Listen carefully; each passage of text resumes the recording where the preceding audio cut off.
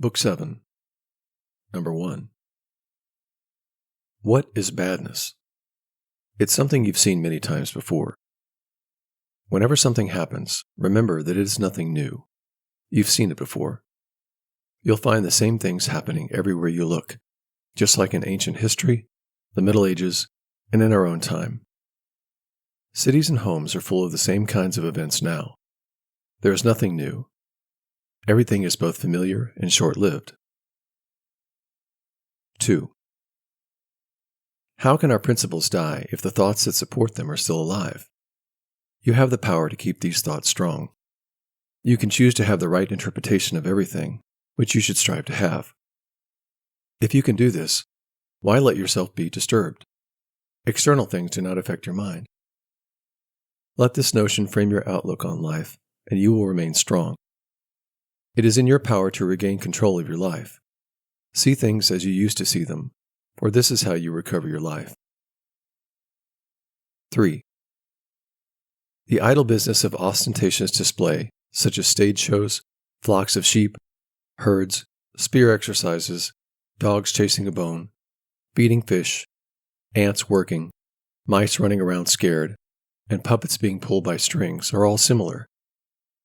In the midst of all this, you should stay good-humored and not act proudly. Remember, a person's value is equivalent to what they choose to focus on. 4.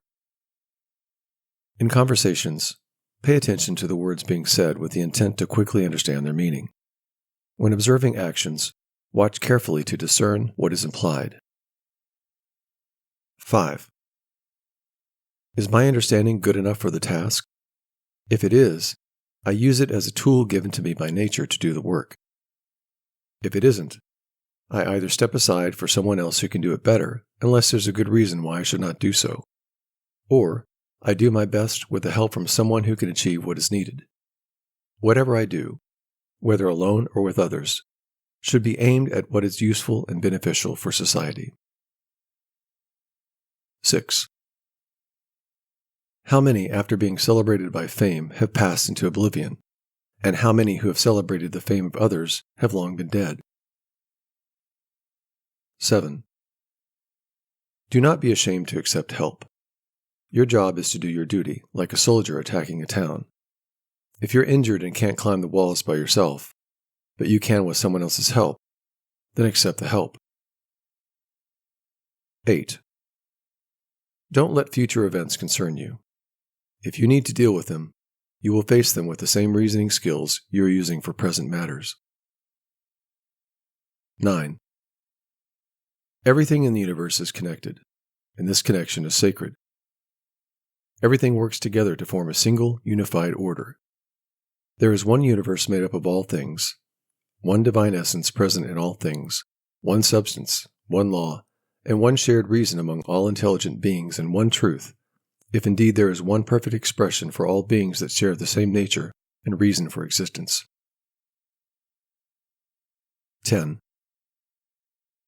Everything material soon disappears back into the cosmic, taken back into the universal logos, with the memory of all engulfed in time.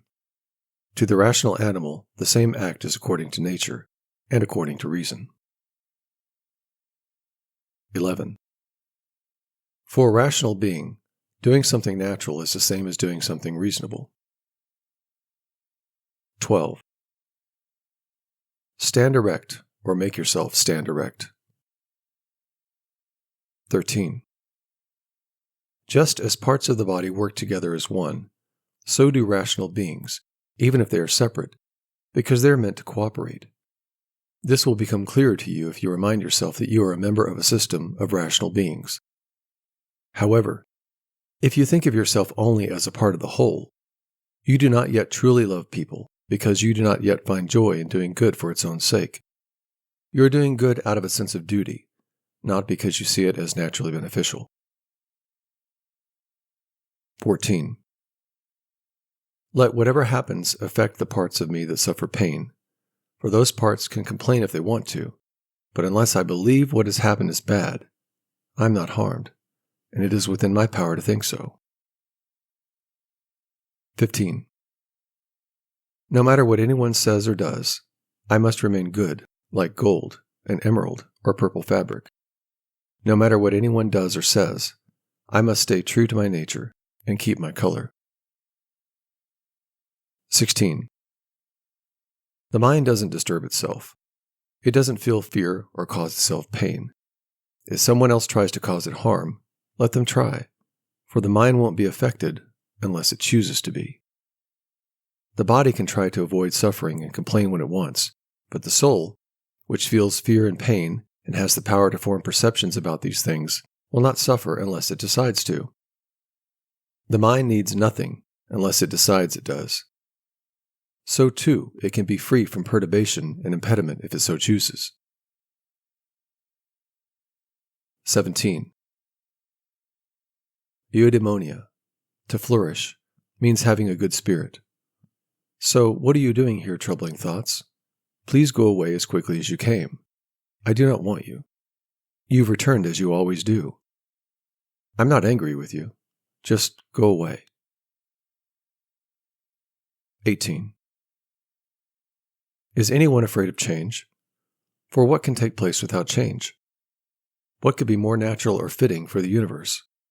You can't take a bath unless the wood is burned and thus changes. You can't be nourished unless food is changed in your body. Nothing useful can be done without change. So, don't you see that you need to change too, just like everything else in nature? 19. All things move through the universe like bodies in a furious torrent of water, connected and working together like parts of our own body. Think about how many great people, like Chrysippus, Socrates, and Epictetus, have already been lost to time. Remember this when thinking about anyone or anything. 20. The only thing that troubles me is doing something that isn't right for a human to do, or doing it in the wrong way at the wrong time. 21. Soon, you will forget everything, and soon everyone will forget you. 22. It is peculiar that humans will love even those who do wrong. Remember, they are our kin, that they do wrong unintentionally and out of ignorance, and that both of you will die soon. Most importantly, remember that the person who did wrong hasn't harmed you because they haven't made your rational faculty worse off than it was before. 23. The universal cosmic laws use substances like wax to create a mold for new things from what has been decomposed. A horse, then a tree, then a person, and then something else. Each of these things exist only for a short time. It is no hardship for these forms to be broken apart any more than when they were put together in the first place. 24. A scowling face is unnatural. If you frown a lot, you lose your attractiveness, and in the end, it will fade never to be regained. This alone shows that scowling is unreasonable. Even if perceived wrongs go away, what will be the reason for living longer? 25. Nature, that governs everything, will soon change all the things you see and create new things from their substance. Then it will make other new things from those, so the world may be evergreen. 26. When someone wrongs you, immediately think about the belief that led them to act this way. Once you understand it, you'll pity him instead of being surprised or angry. You might share the same or similar beliefs about what is good. In either case, it is your duty to forgive. If you don't see those things as good or bad, you'll find it easier to be kind despite their errors. 27. Focus more on what you have rather than what you don't.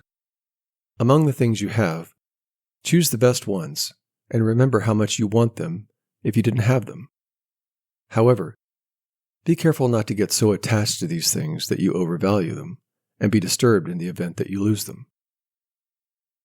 28. Withdraw into yourself. Your rational mind is naturally satisfied and finds peace when it acts justly. 29. Clear away your imaginings. Stop letting things control you. Focus only on the present moment. Understand clearly what happens to you and others. Break down everything into its cause and substance. Think of your last hour. Leave any wrongs done to you by others in the past and do not carry them with you. 30. Pay attention to what is being said. Try to fully understand what is happening and who is making it happen. 31. Embrace simplicity and modesty and remain indifferent to those things that rest between virtue and vice. Love humanity.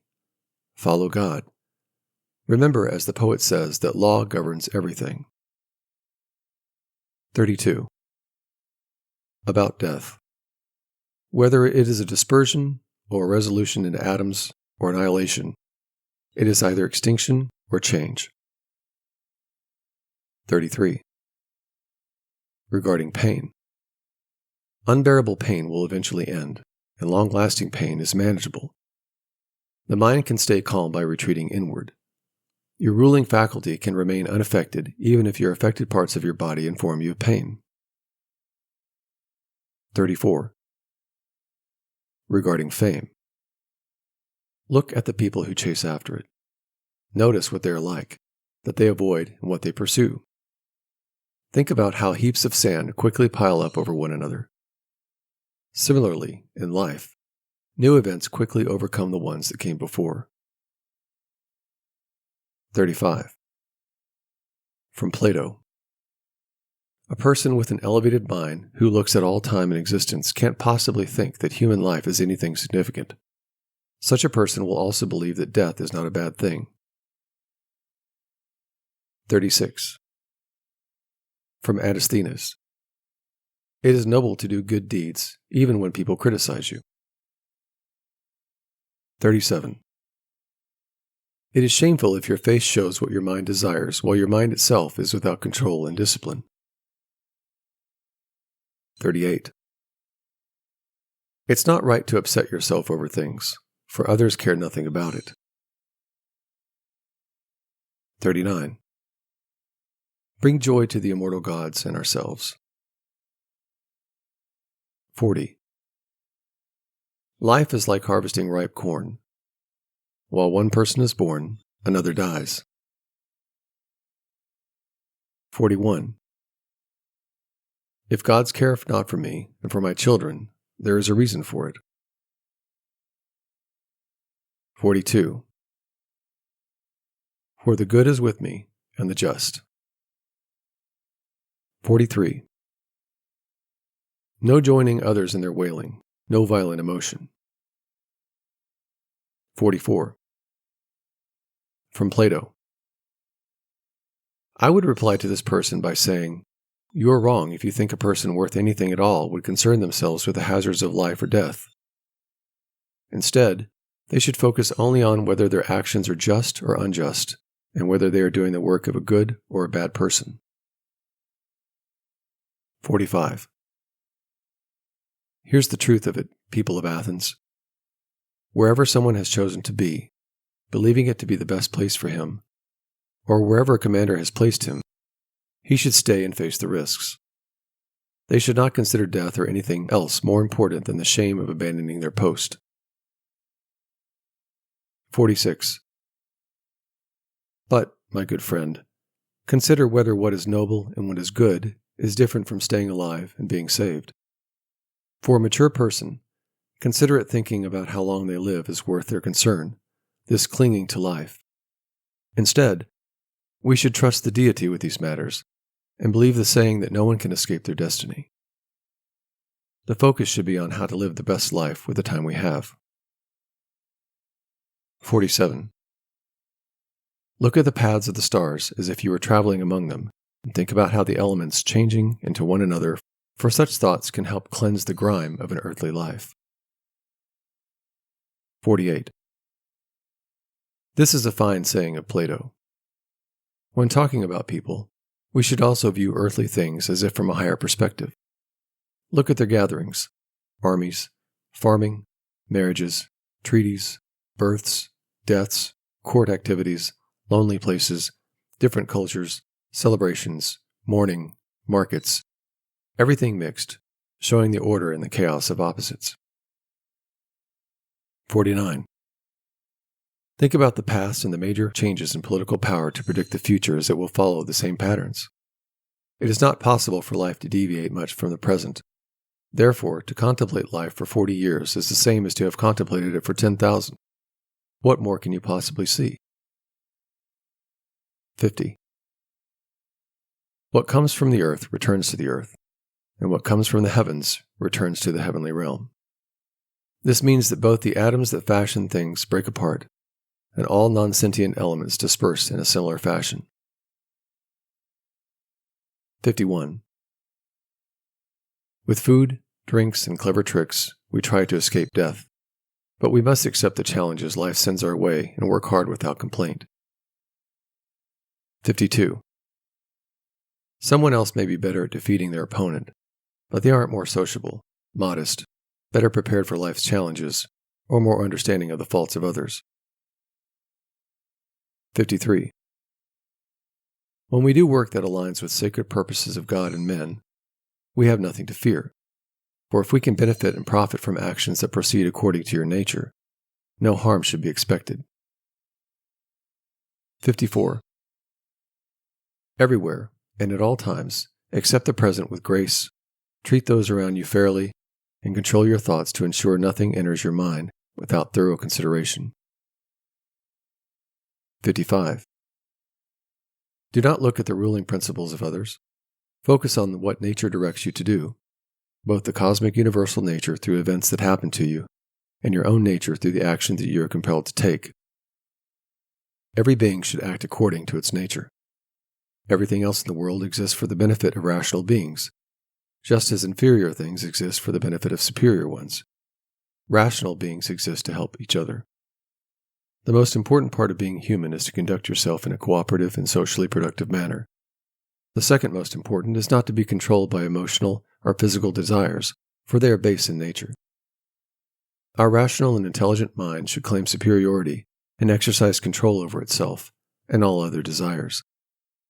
The third key aspect is to avoid mistakes and deception. If our guiding principle sticks to these ideas, it will be on the right path to fulfill its purpose. 56. From this moment, consider yourself dead, having completed your life up to the present. Now, live the rest of your life according to nature. 57. Love only what happens to you as spun by the thread of destiny. For what is more suitable? 58. With everything you've observed, think about those who experienced these same things and how they found them unfair. Where are they now? Nowhere. So why should you choose to act the same way?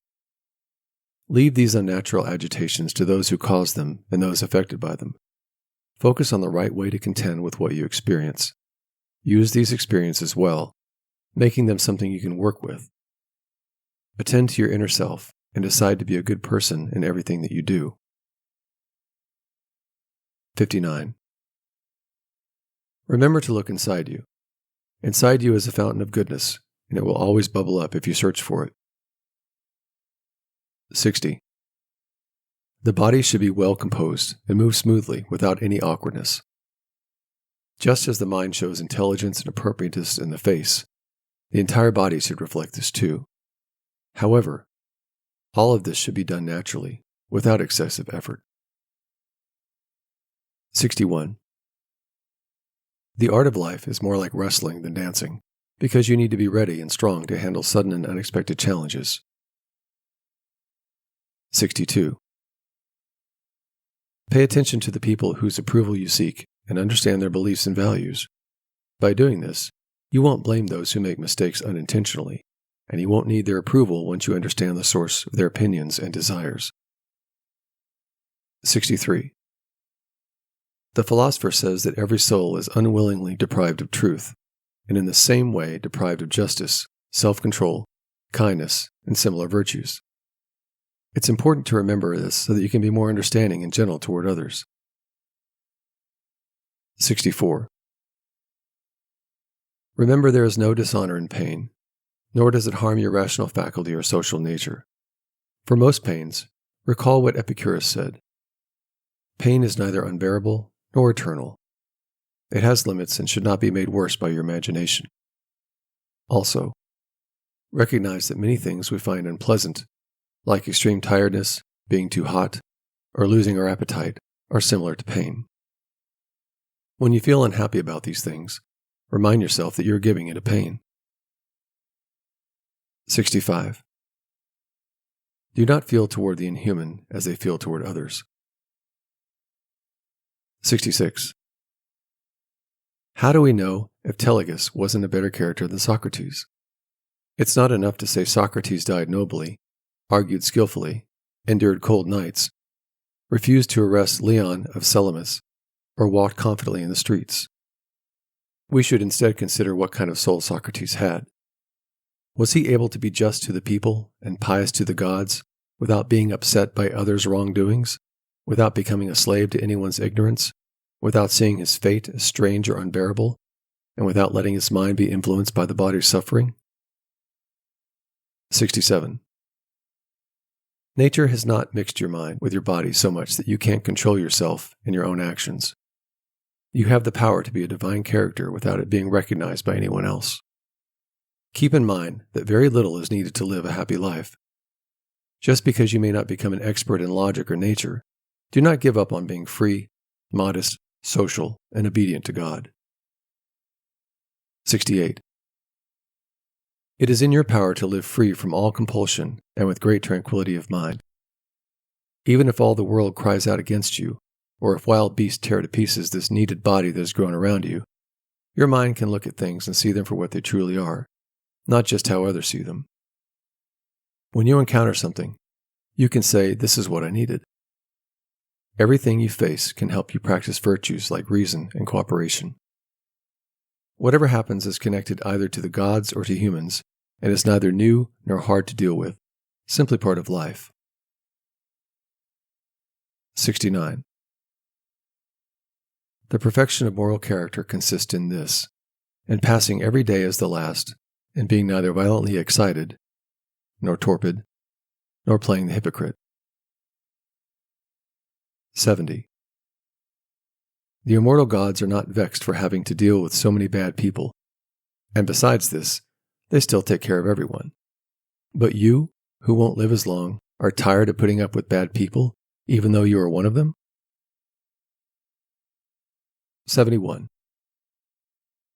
It is a ridiculous thing for a man not to fly from his own badness, which is possible, when fleeing from other men's badness is not as possible. 72. Whatever the rational or political faculty finds to be neither intelligent nor social, it properly judges inferior to itself. 73. When you've done a good deed and someone has benefited from it, why do you expect anything else, like praise or reward, as foolish people do? 74. No one gets tired of receiving things that are useful. Acting according to nature is useful. So, do not get tired of receiving what is useful by being useful to others. 75. The nature of the cosmic universe caused it to be created. Everything that happens follows by the way of consequence and continuity. Even the ruling power of the universe directs its movements unguided by rational principle. Remembering this will help you stay calm in many situations.